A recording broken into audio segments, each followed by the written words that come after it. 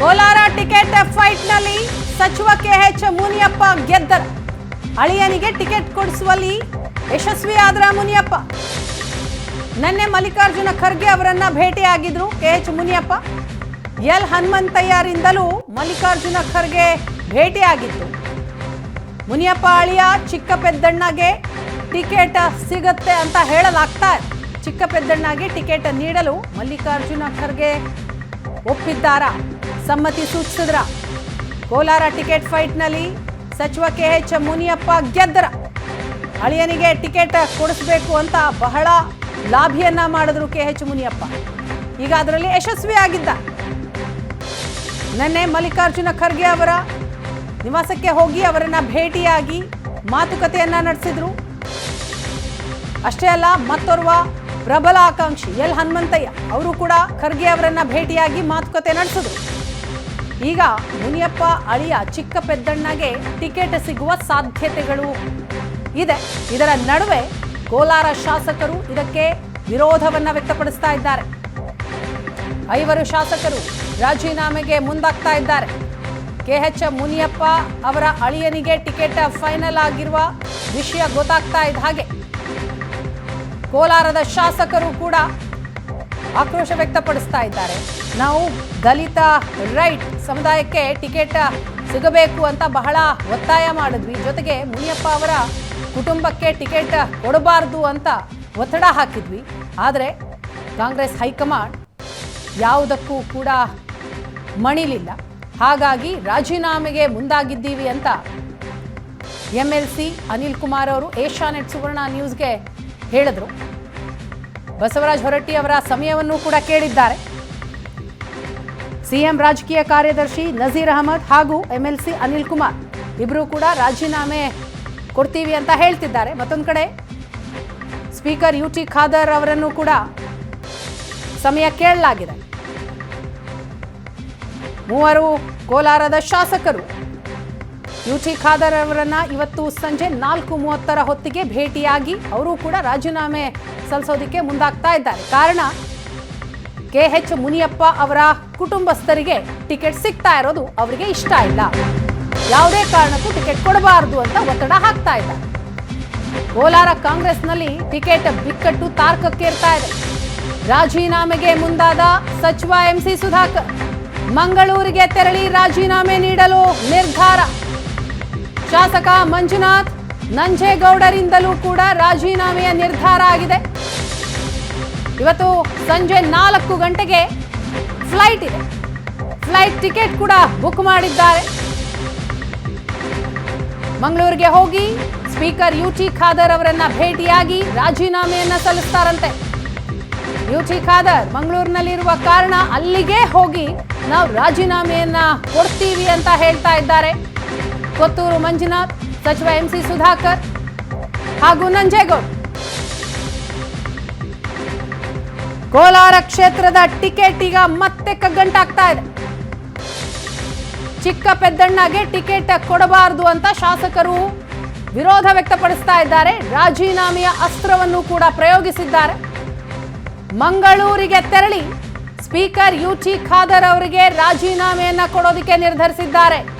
ಶಾಸಕ ಕೊತ್ತೂರು ಮಂಜುನಾಥ್, ನಂಜೇಗೌಡ ಹಾಗೂ ಸಚಿವ MC ಸುಧಾಕರ್.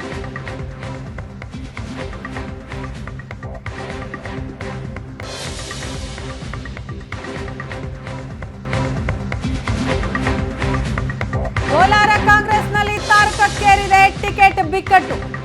ರಾಜೀನಾಮೆಗೆ ಮುಂದಾಗಿದ್ದಾರೆ ಸಚಿವ MC ಸುಧಾಕರ್. ಮಂಗಳೂರಿಗೆ ತೆರಳಿ ರಾಜೀನಾಮೆ ನೀಡಲು ನಿರ್ಧಾರ.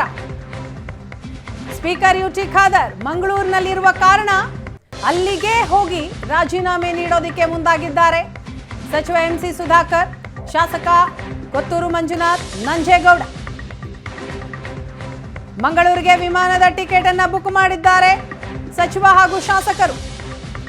ಸ್ಪೀಕರ್ ಖಾದರ್ ಮಂಗಳೂರಿನಲ್ಲಿರುವ ಕಾರಣ ಅಲ್ಲಿಗೆ ಹೊರಟಿದ್ದಾರೆ ನಾಯಕರು. ಮಧ್ಯಾಹ್ನ 3:20 ಫ್ಲೈಟ್ನಲ್ಲಿ ಮಂಗಳೂರಿಗೆ ಪ್ರಯಾಣ ಬೆಳೆಸ್ತಾರೆ. ಕಾಂಗ್ರೆಸ್ ಹೈಕಮಾಂಡ್ಗೆ ಕೋಲಾರ ಟಿಕೆಟ್ನ ಕುರಿತಾಗಿ ಈಗಾಗಲೇ ಹಲವು ಬಾರಿ ಮನವಿಯನ್ನ ಮಾಡಿಕೊಂಡ್ರೂ ಕೂಡ ಯಾವುದೇ ಪ್ರಯೋಜನ ಆಗಿಲ್ಲ ಅಂತ ಶಾಸಕರು ಹೇಳ್ತಾ ಇದ್ದಾರೆ. ಈ ಬಗ್ಗೆ ಮತ್ತಷ್ಟು ಮಾಹಿತಿಯನ್ನ ಕೊಡ್ತಾರೆ ನಮ್ಮ ಪ್ರತಿನಿಧಿ ಮಾರುತೇಶ್, ಇದೀಗ ನಮ್ಮ ಜೊತೆ ಸಂಪರ್ಕದಲ್ಲಿದ್ದಾರೆ. ಮಾರುತೇಶ, ಕೋಲಾರದ ಶಾಸಕರು ಹಾಗೆ ಸಚಿವ MC ಸುಧಾಕರ್ ಈಗ ಮಂಗಳೂರಿಗೆ ಹೊರಡೋದಕ್ಕೆ ರೆಡಿ ಆಗ್ತಿದ್ದಾರೆ, ಟಿಕೆಟ್ ಕೂಡ ಬುಕ್ ಮಾಡ್ಕೊಂಡಿದ್ದಾರೆ. ಸೊ ರಾಜೀನಾಮೆ ನೀಡೋದು ಕನ್ಫರ್ಮ್ ಹಾಗಾದ್ರೆ? ಬಹುತೇಕ ರಾಜೀನಾಮೆ ನೀಡೋದಕ್ಕೆ ಮಂಗಳೂರಿಗೆ ತೆರಳ್ತಾ ಇರೋದು ಖಚಿತವಾಗಿ ಗೊತ್ತಾಗ್ತಾ ಇದೆ. ಯಾಕೆಂದರೆ ಅವರು ಬುಕ್ ಮಾಡಿರುವಂಥ ಟಿಕೆಟ್ ಕೂಡ ಏಷ್ಯಾನೆಟ್ ಸುವರ್ಣ ನ್ಯೂಸ್ಗೆ ಲಭ್ಯವಾಗಿದೆ. 15:20 ಅಂದರೆ 2:20 ಸುಮಾರಿಗೆ ಫ್ಲೈಟ್ ಕೂಡ ಬುಕ್ ಆಗಿದೆ. ಈಗ ಈ ಮೂವರು ಕೂಡ ಸಚಿವ MC ಸುಧಾಕರ್, ಕೊತ್ನೂರು ಮಂಜುನಾಥ್ ಜೊತೆಗೆ ಮಾಲೂರು ನಂಜೇಗೌಡರು ಮೂವರು ಕೂಡ ಈಗ ಏರ್ಪೋರ್ಟ್ನತ್ತ ಪ್ರಯಾಣ ಬೆಳೆಸಿದ್ದಾರೆ ಅನ್ನುವಂಥ ಮಾಹಿತಿಗಳು ಕೂಡ ಲಭ್ಯವಾಗ್ತಾ ಇದೆ. ಖಾದರ್ ಅವರನ್ನು ಭೇಟಿ ಮಾಡಿ ಅಧಿಕೃತವಾಗಿ ರಾಜೀನಾಮೆ ಪತ್ರವನ್ನು ನೀಡ್ತಾರೆ. ಸೊ ಒಂದು ಹಂತಕ್ಕೆ ಕೋಲಾರ ಟಿಕೆಟ್ ಫೈಟ್ ತಾರಕಕ್ಕೇರಿರೋದಂತೂ ನಿಶ್ಚಿತ. ಯಾಕೆಂದರೆ ಇವತ್ತು CEC ಸಭೆ ಆದಮೇಲೆ ಅಧಿಕೃತವಾಗಿ ಘೋಷಣೆ ಆಗುತ್ತೆ. ಅಧಿಕೃತ ಘೋಷಣೆಯನ್ನು ತಡೆಯುವಂಥ ಪ್ರಯತ್ನ ಬಹುಶಃ ಅದು ಭೇಟಿಯಿಂದ ಮಾತುಕತೆಯಿಂದ ಸಾಧ್ಯ ಆಗಲ್ಲ ಅಂತ ಗೊತ್ತಾದಂಗೆ ಕಾಣಿಸ್ತಾ ಇದೆ ಕೋಲಾರ ಭಾಗದ ಶಾಸಕರದ್ದು. ಹಾಗಾಗಿನೇ ರಾಜೀನಾಮೆಯ ಅಸ್ತ್ರಕ್ಕೆ ಕೂಡ ಮುಂದಾಗಿದ್ದಾರೆ.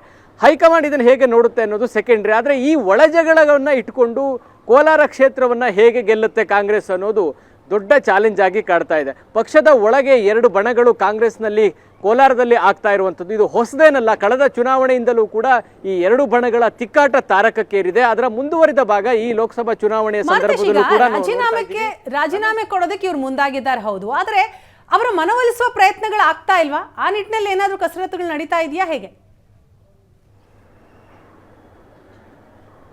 ಈಗ ಮನವೊಲಿಸುವ ಪ್ರಯತ್ನ ಈಗ ರಾಜೀನಾಮೆ ಕೊಟ್ಟ ಮೇಲೆ ಆಗುತ್ತೆ. ಅದರ ಅಧಿಕೃತವಾಗಿ ಅಭ್ಯರ್ಥಿ ಘೋಷಣೆ ಅಂತೂ ಇವತ್ತು ಹೈಕಮಾಂಡ್ ಮಾಡುತ್ತೆ. ಆದರೆ ಈ ಮನವೊಲಿಸುವ ಪ್ರಯತ್ನಕ್ಕೂ ಮುಂಚೆ ಆಗಿರ್ತಕ್ಕಂಥ ಬೆಳವಣಿಗೆಗಳನ್ನು ನೋಡಿದಾಗ, ಯಾಕೆಂದರೆ 3-4 ಬಾರಿ ಈ ಜಿಲ್ಲಾ ಮುಖಂಡರುಗಳ ಜೊತೆಗೆ ಮುಖ್ಯಮಂತ್ರಿಗಳು, ಉಪಮುಖ್ಯಮಂತ್ರಿಗಳು ಸಭೆ ನಡೆಸಿದ್ರು, ಅವರವರ ಅಭಿಪ್ರಾಯಗಳನ್ನು ಕೇಳಿದ್ರು. ಆ ಅಭಿಪ್ರಾಯ ವ್ಯಕ್ತಪಡಿಸುವಂಥ ಸಂದರ್ಭದಲ್ಲೇ ಇಬ್ಬರು ಅವರವರದ್ದೇ ಆದಂಥ ವರ್ಷನ್ಸನ್ನು ಹೇಳ್ತಾ ಇದ್ರು. ರಮೇಶ್ ಕುಮಾರ್ ಅವರು ಅಲ್ಲಿ ಅತಿ ಹೆಚ್ಚು ಬಲ ಸಮುದಾಯದ ದಲಿತರು ಸಂಖ್ಯೆ ಜಾಸ್ತಿ ಇದೆ, ಮತದಾರರು ಅವರೇ ಜಾಸ್ತಿ ಇರುವಂಥದ್ದು, ಹಾಗಾಗಿ ಈ ಬಾರಿ ಬಲ ಸಮುದಾಯಕ್ಕೆ ಕೊಡಬೇಕು. ಮುನಿಯಪ್ಪ ಅವರು ಮಗಳಿಗೂ MLA ಆಗಿದ್ದಾರೆ, ನಿಗಮ ಮಂಡಳಿ ಕೊಟ್ಟಿದ್ದೀವಿ, ಮತ್ತೆ ಅವರ ಅಳಿಂಗೆ ಯಾಕೆ ಟಿಕೆಟ್ ಕೊಡಬೇಕು ಅನ್ನುವಂಥ ವಾದವನ್ನು ಮುಂದಿಟ್ಟು ಹಿಂದೆ ನಾನು ಸೋಲೋದಕ್ಕೂ ಮುನಿಯಪ್ಪ ಅವರೇ ಕಾರಣ ಅನ್ನುವಂಥ ಇಂದಿನ ಆರೋಪಗಳನ್ನು ಮಾಡ್ತಾ ಕೂತಿದ್ರು. ಮುನಿಯಪ್ಪ ಅವರು ಕೂಡ ಅದೇ ಮಾತನ್ನು ಹೇಳಿದರು, ನಾನು 8ನೇ ಬಾರಿ ಗೆಲ್ಲಬೇಕಾಗಿತ್ತು, ರಮೇಶ್ ಕುಮಾರನ್ ಟೀಮ್ ನನ್ನ ಸೋಲಿಸಿದ್ರು, ಹೀಗಾಗಿ ಅಲ್ಲಿ ನನ್ನ ಅಳಿನಿಗೆ ಕೊಟ್ಟರೆ ನಿಶ್ಚಿತವಾಗಿ ಗೆಲ್ಲಿಸ್ಕೊಂಡು ಬರ್ತೀನಿ, ಹಾಗಾಗಿ ಟಿಕೆಟ್ ಕೊಡಬೇಕು ಅನ್ನುವಂಥ ಒತ್ತಾಯವನ್ನು ಮಾಡ್ತಾ ಇದ್ದಾರೆ. ಈಗ ಕಾಂಗ್ರೆಸ್ಗೆ ಈ ಎರಡೂ ಬಣಗಳು ಕೂಡ ಅಷ್ಟೇ ಪ್ರಾಮುಖ್ಯ. ಒಂದು ಕಡೆ ಮುನಿಯಪ್ಪ ಅವರ ಶಕ್ತಿ ಹೇಗಿದೆಯೋ, ರಮೇಶ್ ಕುಮಾರ್ ಬಣದಲ್ಲಿ ಇರುವಂಥ ಶಾಸಕರು ಮತ್ತು ಮುಖಂಡರ ಬಲ ಕೂಡ ಅಷ್ಟರ ಮಟ್ಟಿಗೆ ಇದೆ. ಒಂದು ರೀತಿ ಇಬ್ಬರದ್ದು ಸಮಬಲದ ಹೋರಾಟ. ಯಾರನ್ನೂ ಕಡೆಗಣಿಸುವಂಥ ಪರಿಸ್ಥಿತಿಯಲ್ಲಿ ಹೈಕಮಾಂಡ್ ಇಲ್ಲ. ಹಾಗಂತ ಇಬ್ಬರಿಗೂ ಟಿಕೆಟ್ ಕೊಡೋಕ್ಕೆ ಬರಲ್ಲ, ಏಕೆಂದರೆ ಒಬ್ಬರೇ ಅಲ್ಲಿ ನಿಲ್ಲಕ್ಕಾಗೋದು. ಇಂಥ ಸಂದರ್ಭದಲ್ಲಿ ಹೈಕಮಾಂಡ್ಗೂ ಕೂಡ ಒಂದು ದೊಡ್ಡ ತಲೆನೋವಾಗಿದೆ. ಯಾರಿಗೆ ಟಿಕೆಟ್ ಕೊಟ್ಟರೂ ಕೂಡ ಒಂದು ಬಣ ಅಂತೂ ನಿಶ್ಚಿತವಾಗಿಯೂ ಅಸಮಾಧಾನವನ್ನು ವ್ಯಕ್ತಪಡಿಸುತ್ತೆ ಅನ್ನೋದು ಹೈಕಮಾಂಡ್ಗೂ ಕೂಡ ಗೊತ್ತು. ಆದರೆ ಎಲ್ಲ ಹನುಮಂತಯ್ಯನವರು ಆದರೆ ಅವರಿಗೆ ಹಣಕಾಸಿನ ಸಮಸ್ಯೆ ಇದೆ, ಚುನಾವಣೆಯನ್ನು ಮಾಡೋದಕ್ಕೆ ಆರ್ಥಿಕವಾಗಿ ಸದೃಢವಾಗಿಲ್ಲ ಅನ್ನುವಂಥದ್ದು ಇದೆ. ಜೊತೆಗೆ ಕೋಲಾರದಲ್ಲಿ ಅವರು ಹೆಚ್ಚು ಸಕ್ರಿಯವಾಗಿಲ್ಲ ಅನ್ನುವಂತಹ ಆರೋಪ ಕೂಡ ಇದೆ. ಹಾಗಾಗಿ ಇದಕ್ಕಿಂತ ಬೆಟರ್ ಆಪ್ಷನ್ ಯಾವುದು ಅಂತ ನೋಡಿದ ಸಂದರ್ಭದಲ್ಲಿ ಮುನಿಯಪ್ಪ ಅವರು ಸಚಿವರಾಗಿದ್ದಾರೆ, ಕೋಲಾರ ಭಾಗದಲ್ಲಿ ಹಿಡಿತಾ ಇದೆ, ಅವರ ಅಳಿಯನಿಗೆ ಟಿಕೆಟ್ ಕೊಟ್ಟರೆ ಆರ್ಥಿಕವಾಗಿ ಸಾಕಷ್ಟು ಖರ್ಚು ಮಾಡಿ ಚುನಾವಣೆ ಮಾಡುವಂಥ ಶಕ್ತಿ ಕೂಡ ಮುನಿಯಪ್ಪ ಅವರಿಗೆ ಇದೆ. ಹಾಗಾಗಿ ಅವ್ರಿಗೆ ಕೊಡಬೇಕು ಅನ್ನುವಂಥ ತೀರ್ಮಾನವನ್ನು ಬಹುಶಃ ಹೈಕಮಾಂಡ್ ತೆಗೆದುಕೊಂಡಿರ್ಬೋದು. ಇದರ ಹೊರತಾಗಿ ಈಗ ಬಣಗಳ ನಡುವಿನ ಈ ಜಟಾಪಟಿಯಿಂದಾಗಿ ಬಹುಶಃ ಕೋಲಾರ ಒಂದು ಆತಂಕಕ್ಕೆ ಅಂತೂ ಒಳಗಾಗಿದೆ. ಹೈಕಮಾಂಡ್ಗೂ ಕೂಡ ಒಂದು ದೊಡ್ಡ ತಲೆನೋವಾಗಿ ಕಾಣ್ತಾ ಇದೆ ಕೋಲಾರ ಕ್ಷೇತ್ರ. Veena, yes, thank you Maruthesh ತಮ್ಮ ಮಾಹಿತಿಗಾಗಿ. ಒಟ್ಟಿನಲ್ಲಿ ಈಗ ಕೋಲಾರ ಕಾಂಗ್ರೆಸ್ನಲ್ಲಿ ಟಿಕೆಟ್ ಬಿಕ್ಕಟ್ಟು ತಾರಕಕ್ಕೇರ್ತಾ ಇದೆ. KH ಮುನಿಯಪ್ಪ ಅಳಿಯ ಚಿಕ್ಕ ಪೆದ್ದಣ್ಣಗೆ ಕೋಲಾರ ಟಿಕೆಟ್ ಆಲ್ಮೋಸ್ಟ್ ಕನ್ಫರ್ಮ್ ಆಗಿರುವ ಬೆನ್ನಲ್ಲೇ ಈಗ ಕೋಲಾರದ ಶಾಸಕರು ಯಾವುದೇ ಕಾರಣಕ್ಕೂ ಮುನಿಯಪ್ಪ ಕುಟುಂಬದವರಿಗೆ ಟಿಕೆಟ್ ಕೊಡಬಾರದು ಅಂತ ರಾಜೀನಾಮೆ ಅಸ್ತ್ರಕ್ಕೆ ಮುಂದಾಗ್ತಾ ಇದ್ದಾರೆ.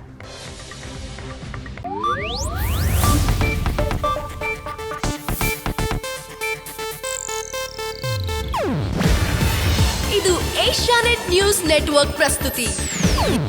ನೀವು ನೋಡ್ತಿದ್ದೀರಾ ಏಷ್ಯಾನೆಟ್ ಸುವರ್ಣ ನ್ಯೂಸ್.